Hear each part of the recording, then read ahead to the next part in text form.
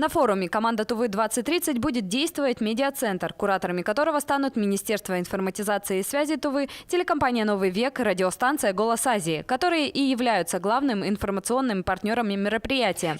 Так, радиостанция будет вести онлайн-трансляцию и держать в курсе событий всех тех, кто не смог присутствовать на форуме. Помимо этого, радийщики представят экспертам и участникам свой социальный проект. Радиостанция «Голос Азии» является главным информационным партнером форума, и мы, как СМИ, всегда поддерживаем социально значимые проекты. Ребята пока держат в секрете, о чем будет проект. Карты раскроются только после голосования и защиты. Стоит напомнить, что команда радиостанции «Голос Азии» на протяжении последних нескольких лет реализует социальные проекты, которые направлены на информирование граждан. Так, в прошлом году ребята выиграли грант правительства на проект ТНР «Все для фронта», который уже реализуется. Ведущие «Голос Азии» входят в число перспективных и инициативных молодых людей, которые, возможно, станут обладателями основного гранта форума. Общая сумма гранта в этом году выделена 1 миллион 700 тысяч рублей.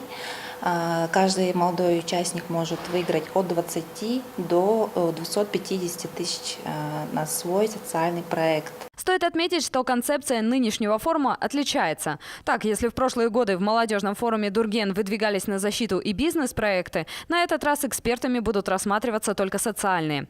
Форум «Команда Тувы-2030» набирает лидеров, молодежь с активной жизненной позицией, которая будет в той или иной степени определять стратегию развития региона. В этом году форум пройдет в Алмабулаке.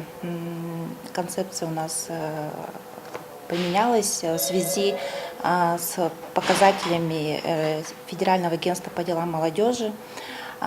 Стандарты меняются, и мы тоже на одном месте не стоим. Формирование лидеров, включающих в себя самых перспективных и инициативных молодых людей, реализующих социальные проекты на территории всей Тувы – одна из главных задач ежегодного молодежного форума.